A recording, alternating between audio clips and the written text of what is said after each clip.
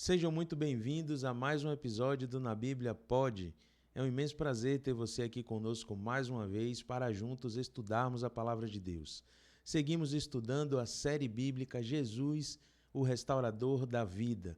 E hoje, na lição de número 10, nós vamos estudar sobre Jesus e a Lei de Deus. O que a Bíblia diz a respeito da Lei de Deus? Muitas teorias e teologias têm sido criadas a respeito da lei de Deus, né? A quem dar crédito, em quem confiar? Devemos confiar na palavra de Deus. Lembre-se do que diz Isaías capítulo 8, verso 20, a lei e ao testemunho. Se não falarem desta forma, jamais verão a alva. O que é que esse verso nos diz? Nós devemos observar a lei, ou seja, a palavra de Deus, e o testemunho do profeta. Se o testemunho do profeta está de acordo com a palavra de Deus, ele é um profeta do Senhor. Se não, ele é um falso profeta. Não sou eu que estou dizendo, é a palavra de Deus e é nela em quem devemos confiar. Então pegue a sua Bíblia, deixe aí ao seu lado, abra os seus ouvidos, abra o seu coração e feche os olhos. E nós vamos pedir que Deus nos dirija mais uma vez no estudo desta noite. Oremos.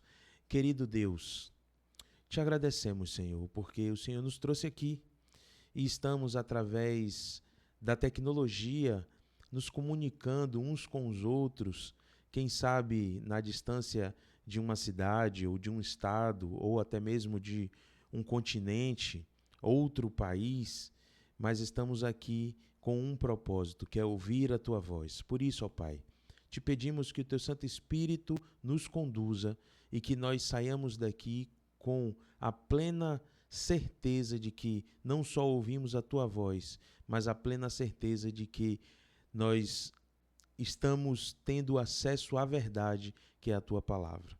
Te rogamos essas bênçãos por Jesus. Amém. E você, me conta aí nos comentários o que é que você tem aprendido até aqui, se você tem conseguido compartilhar esse conhecimento com outras pessoas, se tem sido positivo o aprendizado até aqui. Vai lá no Instagram, @nabibliapod.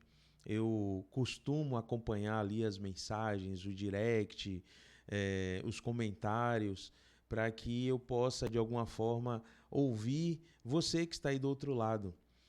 Você me vê, mas eu não o vejo, não a vejo, né? Mas eu sei que vocês estão aí. No último trimestre do ano passado, nós fomos mais de 7.000 pessoas conectadas aqui e assistindo ao conteúdo que nós produzimos e postamos aqui no Adventistas Lauro de Freitas no YouTube e também no @nabibliapod lá no Instagram. Então, nos siga. Se você ainda não segue nas nossas redes sociais, se inscreva neste canal, ative o sino de notificação e compartilhe, né, esse estudo bíblico com todas as pessoas que você conhecer. Então, já oramos, já estamos com a palavra de Deus na mão. Vamos iniciar o nosso estudo que vai falar sobre a lei de Deus. É interessante, como eu disse, o estudo sobre a lei de Deus, porque muitas são as teorias a respeito da lei de Deus. Algumas pessoas dizem que a lei foi abolida na cruz. Nós vamos ver aqui na palavra de Deus o que é que a Bíblia diz a respeito disso. Alguns dizem que a lei foi para os judeus e não vale mais porque está no Velho Testamento, mas todas essas dúvidas, vamos dizer assim, ou todas essas insinuações, o que é que a Bíblia diz a respeito disso? Será que é verdade mesmo?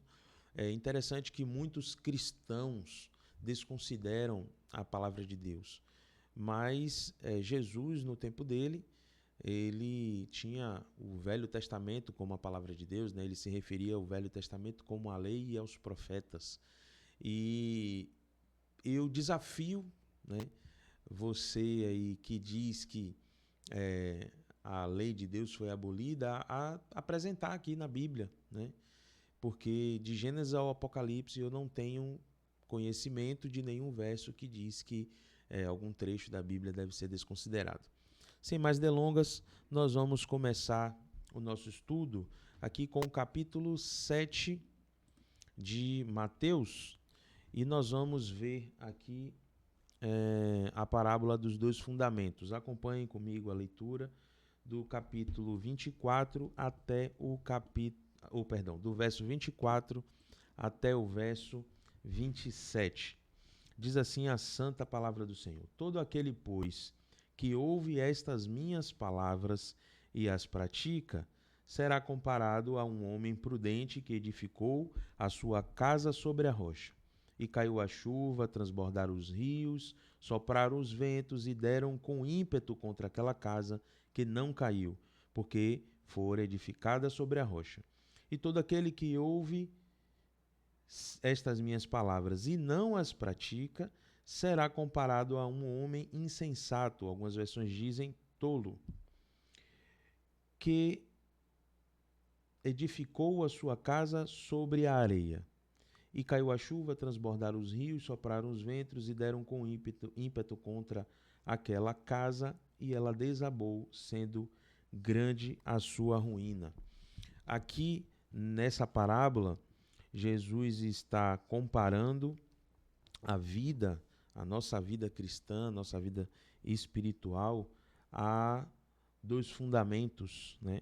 Um fundamento sobre a rocha, ou seja, aquele que é fundamentado sobre Cristo. Cristo é a rocha, a pedra angular, né?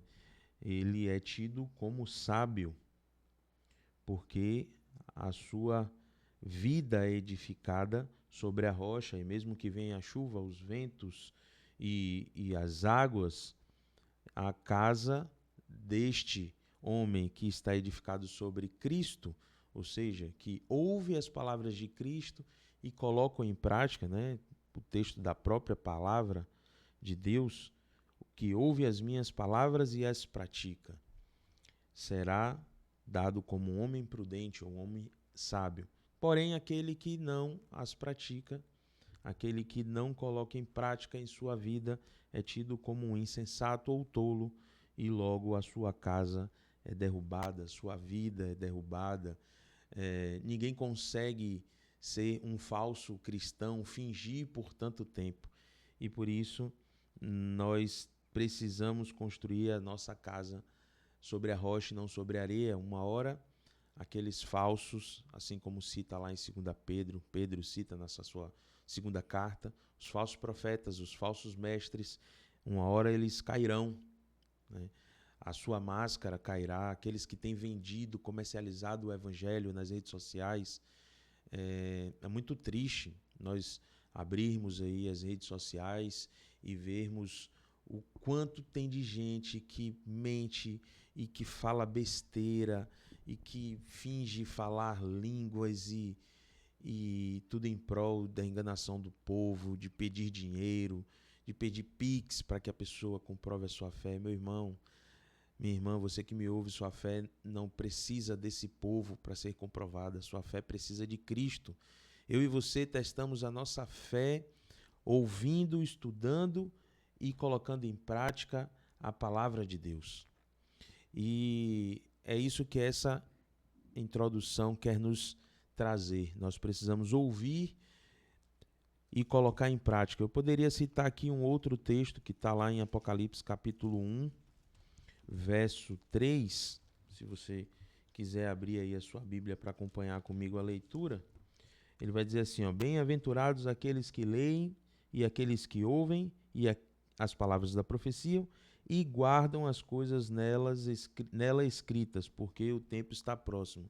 Algumas versões vão dizer aqueles que leem, aqueles que ouvem, aqueles que praticam. Então não adianta só você ler, não adianta só você ouvir, mas você tem que viver a palavra de Deus. A lei e ao testemunho, é o que diz o profeta, é o que diz Jesus, aqueles que ouvem e colocam em prática. É o que diz aqui João, né, através do livro do Apocalipse, aqueles que leem, que ouvem e que praticam a palavra de Deus. Esse é o principal fundamento, esse aqui é o cerne da questão. Aqui no livro de Mateus, né, no capítulo 5 até o 7, nós encontramos o Sermão do Monte, né? E tem um detalhe aqui importante que eu quero ler para vocês, aqui numa citação. Jesus ensinou o verdadeiro significado da lei, conhecida como os 10 Mandamentos, e corrigiu algumas interpretações equivocadas de sua época, olha só. E no final, aqui no capítulo 7, Jesus usou uma comparação para falar de alicerces da fé. Na história, 2 homens haviam construído suas próprias casas. Quem as olhasse de longe, diriam que eram excelentes construções. O homem que construiu a sua casa alicerçada na areia é comparada com o que ouve a palavra de Deus e não coloca em prática. Por outro lado, os que praticam são comparados como um homem que constrói a sua casa sobre a rocha. As palavras de Jesus são um material de alta qualidade e elas nos oferecem uma base sólida para resistir às tempestades da vida. Então, a palavra de Deus, ela deve ser o nosso alicerce. Imagine você construir uma casa, colocar várias colunas e depois alguém vir e dizer a você, essa coluna aqui ela não serve. Se você retira, ele vai mexer com toda a estrutura da sua construção. Mas vamos para a nossa primeira pergunta, que diz o seguinte: qual é o princípio fundamental da lei de Deus? Qual é o princípio fundamental da lei de Deus? Você saberia me dizer? O texto está na tela, Mateus capítulo 22, verso 36 ao 40, que diz: Mestre, qual é o grande mandamento na lei? E Jesus lhe disse: Amarás o Senhor teu Deus de todo o teu coração e de toda a tua alma e de todo o teu pensamento. Este é o primeiro e grande mandamento. E o segundo, semelhante a este, amarás o teu próximo como a ti mesmo. Destes 2 mandamentos depende toda a lei e os profetas. Observe que algumas pessoas usam esse texto para dizer que Jesus aboliu a lei e então passou a resumir em 2 mandamentos. Aqui é o resumo dos 10 mandamentos. Se você observar os 4 primeiros mandamentos, eles estão ligados entre a nossa obediência a Deus e os 6 mandamentos seguintes, a nossa relação com o nosso próximo. É assim que funciona. Não houve nenhuma abolição, mas nós vamos ver na sequência. Também um outro texto que vai responder qual é o princípio fundamental do cumprimento da lei de Deus. A pessoa que aceita e obedece os meus mandamentos prova que me ama. E a pessoa que me ama será amada pelo Pai, e eu também a amarei e lhe mostrarei quem sou. Qual é o princípio fundamental do cumprimento da lei de Deus? É o amor. Você e eu devemos guardar a lei de Deus porque nós o amamos por amor. Não é uma obrigação. Jesus vai dizer que a palavra de Deus vai dizer que os meus mandamentos, diz Deus, não são penosos, né? Não são fardo. Eles são leves, né? O meu jugo é leve, de Jesus. Então os mandamentos de Deus, eles devem ser guardados por amor. Nós fazemos isso porque amamos a Deus. Nós fazemos isso não para sermos salvos, mas porque já fomos salvos. Questão de número 2. Como posso permanecer no amor de Deus? João 15:10. Se guardardes os meus mandamentos, permanecereis no meu amor. Do mesmo modo que eu tenho guardado os mandamentos de meu Pai e permaneço no seu amor. Agora eu lhe pergunto. Observe, você que já é cristão ou você que não é cristão, você, quem sabe, está aí buscando conhecer mais a Deus e se aproximar dele. Se os mandamentos de Deus não fossem para serem guardados, observados, obedecidos, colocados em prática na nossa vida, Jesus faria essa citação? Se guardardes os meus mandamentos, permanecerei no meu amor. Do mesmo modo que eu, ou seja, que ele tem guardado os mandamentos do Pai. Jesus guardou os mandamentos. Como é que ele pôde abolir? Como é que ele pôde desconsiderar? Como é que ele pôde lançar fora os mandamentos de Deus se ele mesmo disse que guardou? Aí algumas pessoas vão dizer, mas ele guardou até a cruz. Mas onde está escrito isso na Bíblia? Nós vamos ver, na verdade, na Bíblia, os discípulos, mesmo depois da morte de Jesus, guardando o sábado, como alguns textos de Paulo falam, como Tiago vai falar, se você tropeçar em um ponto da lei, você torna-se culpado de toda a lei. Então, toda a lei precisa ser observada. A mesma lei que diz não matarás, dirá não roubarás. É isso que a Bíblia diz. Questão de número 3. A lei de Deus nos conduz a quê? É a lei que nos salva? De maneira que a lei nos serviu de aio ou de elo para nos conduzir a Cristo, para que pela fé fôssemos justificados. Nós somos justificados pela fé, diz Éfesos, né? Mas a lei nos conduz a Cristo. A lei é um espelho que mostra onde estamos sujos. Imagine você em frente a um espelho, que é a lei. Se você não tivesse esse espelho, talvez você não veria se seu rosto há alguma sujeira ali que precisa ser limpa. Então a lei ele reflete ali o caráter de Deus e diz o que é que nós devemos fazer. Uma outra pergunta eu quero fazer para provocar aí a sua reflexão. Onde na história da humanidade está escrito que é errado roubar? Você já parou para pensar? Muitas pessoas não creem em Deus, não creem na palavra de Deus, mas seguem esse código de conduta civil. Mas onde foi que surgiu? Qual é a literatura mais antiga que está registrado que roubar é errado, ou que matar é errado, ou que cobiçar, desejar algo do próximo é errado? Pense aí. A Bíblia? Isso mesmo. Eu sei que você respondeu aí. A Bíblia é a origem desse código de conduta. As pessoas hoje obedecem a homens, mas não querem dar crédito à palavra de Deus. Questão de número 4. O que Jesus disse para aqueles que o amam? João, capítulo 14, verso 15. Se me amais, guardai os meus mandamentos. Então, guardar os mandamentos de Deus é um ato de amor, meu e seu, para com Deus, para com o Senhor Jesus. Outro detalhe importantíssimo sobre a lei de Deus, questão de número 5. A lei de Deus pode ser anulada pela fé? Paulo vai dizer em Romanos capítulo 3, verso 31. Olha aqui. Anulamos, pois, a lei pela fé? De maneira nenhuma. Antes, estabelecemos a lei. A lei não é anulada pela fé. Não é a lei, como eu disse, que salva. Pela graça sois salvos, diz Efésios, mediante a fé. E não vem de vós, é dom de Deus, para que ninguém, e não vem das obras para que ninguém se glorie. Mediante a graça, mediante a fé nós somos salvos. Mas a fé não anula a lei, porque a lei é um código de conduta, como eu disse, que demonstra publicamente através do meu testemunho a quem eu sirvo. É interessante que Satanás ele mexe em coisas categóricas de Deus. Ele mexeu na obra-prima de Deus, que é a criação, homem e mulher.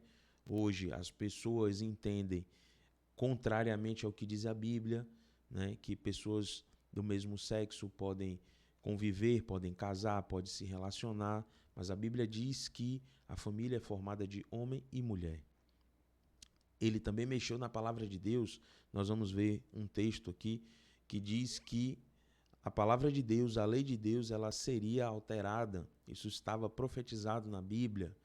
E é interessante você e eu lermos e estudarmos as profecias para entendermos que as coisas que acontecem já haviam sido profetizadas por Deus através dos profetas.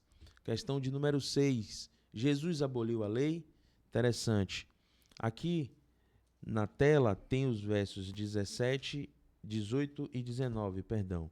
Mas algumas pessoas usam o verso 17 para afirmar que a lei foi abolida, mas esquece de ler os 2 versos seguintes. O que diz o verso 17, por enquanto? Por exemplo, aqui no capítulo 5. Não penseis que vim revogar a lei ou os profetas. Eu não vim para revogar, vim para cumprir.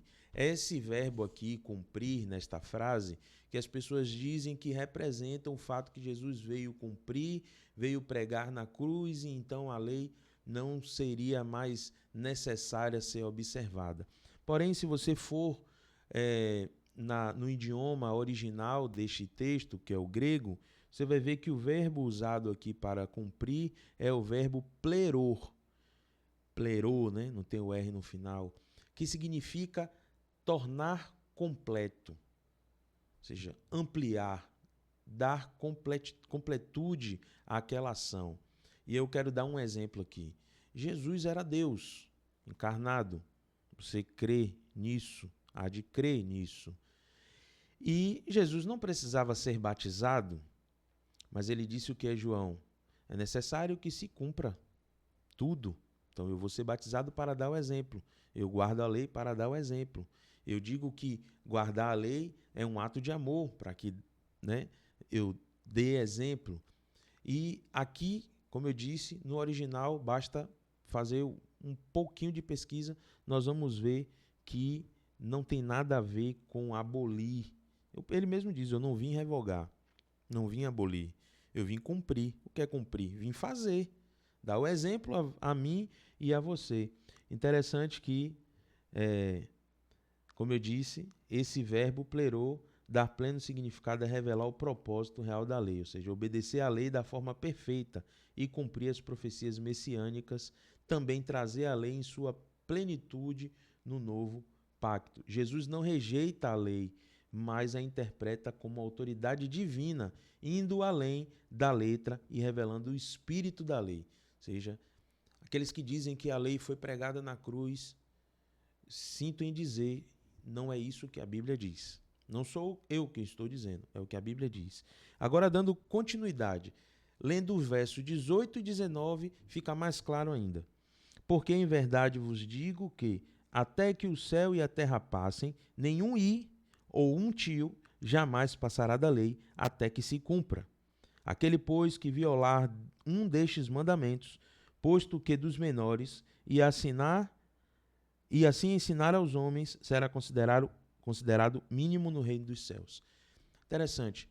Até que o céu e a terra passem, nenhum i, nenhum tio passará da lei. Jamais passará da lei, até que tudo se cumpra. Então olhe para o céu, você vê céu sobre a sua cabeça, você vê terra sob os seus pés, essas coisas ainda não passaram, então a lei não deve ser alterada. E nós vamos ver que tem um texto bíblico que profetizou que pessoas alterariam a lei de Deus, homens alterariam a lei de Deus para enganar você, homens certamente usados pelo inimigo de Deus, porque se Deus não ordenou que a lei deveria ser desconsiderada, então isso não é obra de Deus. Como eu disse, a lei e ao testemunho. Se eles falam desta forma, se eles falam de acordo com a lei e se eles testemunham, vivem de acordo com a lei, então eles são verdadeiros profetas. Se não, eles são falsos profetas. Interessante que o problema das pessoas com a lei está especificamente em um dos mandamentos. Nós vamos estudar sobre ele e eu tenho aqui reservado pelo menos 40 textos bíblicos que reafirmam que esse mandamento precisa ser guardado e observado. Não é coisa de adventista, não é coisa de judeu, é coisa de servo de Deus, porque Deus instituiu a sua lei para todos e nós devemos considerá-la e colocá-la em prática e viver de acordo com esse código de conduta por amor a Deus. Questão de número 7. Deus tem um povo que guarda a sua lei nos últimos dias deste mundo? Apocalipse 14, verso 12. Sim, tem. Não é um povo que tem placa, é um povo sincero que guarda as leis de Deus. Aqui está a paciência dos santos. Aqui estão os que guardam os mandamentos de Deus e têm a fé em Jesus. Algumas versões dizem, aqui está a perseverança dos santos, os que guardam os mandamentos de Deus e têm o testemunho de Jesus. Apocalipse capítulo 12, verso 17 vai dizer também que o dragão estava irado e foi pelejar contra o restante da sua descendência, aqueles que guardam os mandamentos de Deus e têm a fé em Jesus. Guardar o mandamento de Deus e ter a fé em Jesus nos caracteriza como povo de Deus. Não sou eu que estou dizendo, é a Bíblia que está dizendo. Aqui está a perseverança dos santos. A qualidade que nos habilita, que nos aponta, que nos apresenta como povo de Deus é essa característica, guardar os mandamentos de Deus e ter o testemunho de Jesus. Quem alterou a lei de Deus? Isso é interessante. Aquilo que eu falei, Daniel capítulo 7, verso 25.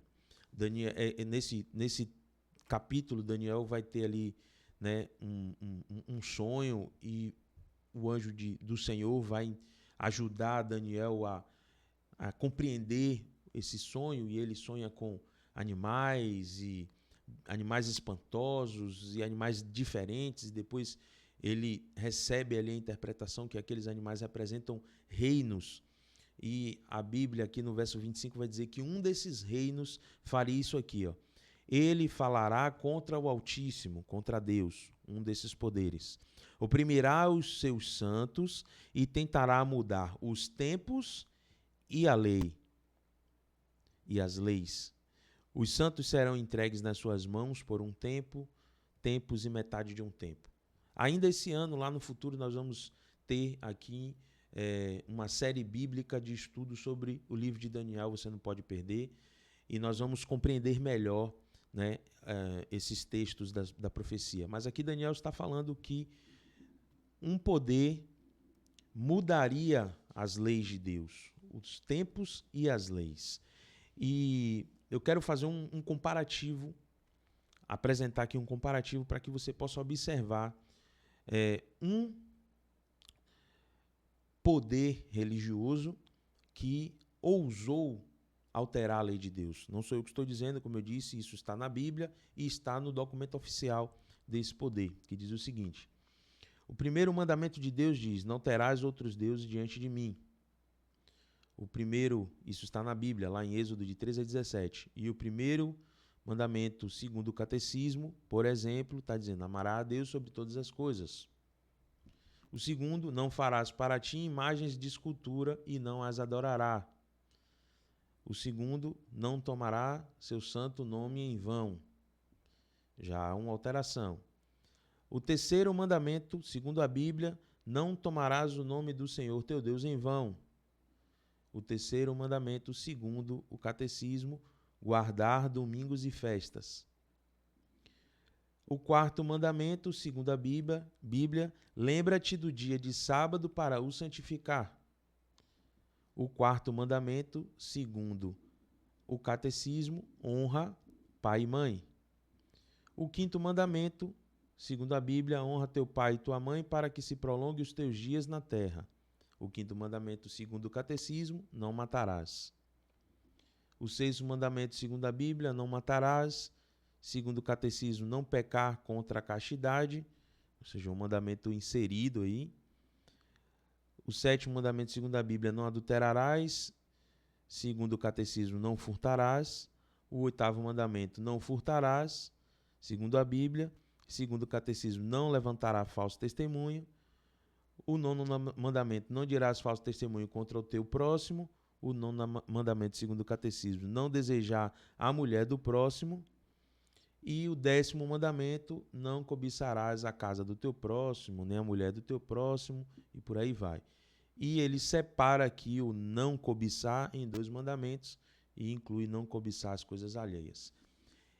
Esse mandamento, segundo o catecismo, não está na Bíblia. Se você for lá nas leis de Deus, é o único trecho que a Bíblia relata que foi escrito pelo próprio dedo de Deus, que são os 10 mandamentos, está de acordo com o quadro aí à esquerda, né, do vídeo, à esquerda da tela, à direita da tela, né? À esquerda de quem vê, mas à direita da tela. Então, isso aqui não é obra de Deus. essa alteração não é obra de Deus. E foi profetizado na Bíblia, lá em Daniel capítulo 7, verso 25, que esse poder faria alteração à palavra de Deus. Me diz o que você aprendeu até agora aí sobre esta lição. Tem alguma parte que não ficou clara? Nos procure lá através do direct no Instagram, @nabibliapod, ou nos procure aqui na Igreja Adventista Central de Lauro de Freitas. Se você deseja estudar, conhecer mais sobre a Bíblia, entender, né, o que é que a Bíblia diz sobre falsos profetas, falsos mestres que têm pregado e ensinado e dito por aí afora que tem recebido revelação além daquilo que já está revelado na palavra de Deus. Fatos importantes sobre a lei.